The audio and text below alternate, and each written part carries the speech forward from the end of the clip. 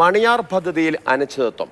Carborundum universal കമ്പനിക്ക് പദ്ധതി നടത്താനുള്ള കരാർ കാലാവധി ഇന്നലെ അവസാനിച്ചു. വിവാദമായ കരാർ പുതുക്കാൻ മുഖ്യമന്ത്രിയുടെ പരിഗണനയിലാണ്. പ്രശാന്ത് കൃഷ്ണയാണ് വിവരങ്ങളുമായി ചേർന്നത്. പ്രശാന്ത്, ഇക്കാര്യത്തിൽ എന്താണ് സർക്കാർ ഉദ്ദേശിക്കുന്നത് എന്ന കാര്യത്തിൽ മുഖ്യമന്ത്രിയുടെ ഓഫീസോ മുഖ്യമന്ത്രിയോ വ്യക്തത വരുത്തുന്നുണ്ടോ? നേരത്തെ തന്നെ ആക്ഷേപവും ആരോപണവും ഒക്കെ ഉയർന്നതാണല്ലോ. ഏത് തരത്തിലാണ് സർക്കാർ കാര്യങ്ങളെ ആലോചിക്കുന്നത്?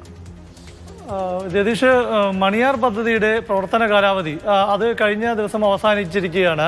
അതായത് ഡിസംബർ 31 വരെ കഴിഞ്ഞ 30 വർഷക്കാലം നടത്തുന്നതിനായിരുന്നു കാർബോറണ്ടം യൂണിവേഴ്സൽ കമ്പനിക്ക് അനുമതി ഉണ്ടായിരുന്നത്. ആ കരാർ കാലാവധി കഴിഞ്ഞു കഴിഞ്ഞാൽ വൈദ്യുതി ബോർഡിന് തിരിച്ച് ഈ പദ്ധതി കൈമാറേണ്ടതാണ്. കാരണം കാർബോറണ്ടം കമ്പനിയാണ് പത്തനംതിട്ട ജില്ലയിലെ മണിയാറിൽ ഈ പദ്ധതി രൂപപ്പെടുത്തി ഓപ്പറേറ്റ് ചെയ്ത് വൈദ്യുതി നൽകിക്കൊണ്ടിരിക്കുന്നത്. വൈദ്യുതി അവരുടെ ആവശ്യത്തിന് ഉപയോഗിക്കുന്നതിനൊപ്പം ബാക്കി വരുന്നതാണ് വൈദ്യുതി ബോർഡിന് നൽകുന്നത്. അപ്പോൾ ഈ കരാർ കാലാവധി കഴിഞ്ഞതുകൊണ്ട് തന്നെ ഇനി ഇവർ വൈദ്യുതി ബോർഡിന് നൽകുന്ന നിരക്ക് ഏതാണെന്ന് നിശ്ചയിക്കപ്പെട്ടിട്ടില്ല. അപ്പോൾ ഇക്കാര്യങ്ങളെല്ലാം അനിശ്ചിതത്വം നിൽക്കുന്നു.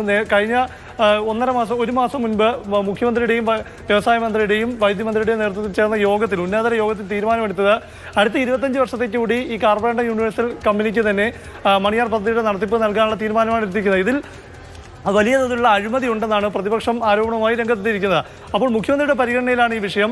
ഇപ്പോഴും മുഖ്യമന്ത്രിയുടെ ഓഫീസിൽ നിന്ന് മിനിറ്റ്സ് അംഗീകരിച്ച് വൈദ്യുതി വകുപ്പിലേക്ക് എത്തിയിട്ടില്ല. ഫലത്തിൽ കരാർ കാലാവധി കഴിഞ്ഞതിന് ശേഷവും മണിയാർ പദ്ധതി KSEBക്ക് കൈമാറിയിട്ടുമില്ല. ഇനി KSEBക്ക് നൽകുന്ന വൈദ്യുതിയുടെ നിരക്കടക്കം നിശ്ചയിച്ചിട്ടില്ല. ആകെ മൊത്തം ഒരാശയക്കുഴപ്പം ഇക്കാര്യത്തിൽ അനിശ്ചിതത്വം നിലനിൽക്കുന്നു. പ്രത്യേകിച്ചും ഇതിലൊരു അഴിമതി ആരോപണം ഉയർന്ന സ്ഥിതിക്ക് കരാർ കാലാവധി കഴിഞ്ഞിട്ടും ഇത് പുതുക്കാത്തതിൽ ആശങ്കയുണ്ട്. ബോർഡിനും ഇക്കാര്യത്തിൽ ഇനി എന്താണ് ചെയ്യേണ്ടത് എന്നറിയാത്ത ഒരു ആശയക്കുഴപ്പം നിലനിൽക്കുകയാണ്. ശരി, പ്രശാന്ത് കൃഷ്ണയാണ് തിരുവനന്തപുരത്ത് വിവരങ്ങൾ നൽകിയത്. ഇത്തരം ഇടപാടുകളിൽ, കരാറുകളിൽ ആക്ഷേപങ്ങൾ വരുമ്പോൾ അതിൽ സുതാര്യത വരുത്തുക, സുതാര്യതയുണ്ട് എന്ന് പൊതുസമൂഹത്തെ ബോധ്യപ്പെടുത്തുക എന്ന ബാധ്യത സ്വാഭാവികമായി മുഖ്യമന്ത്രിക്കും സർക്കാരിനും ഒക്കെ ഉള്ളതാണ്.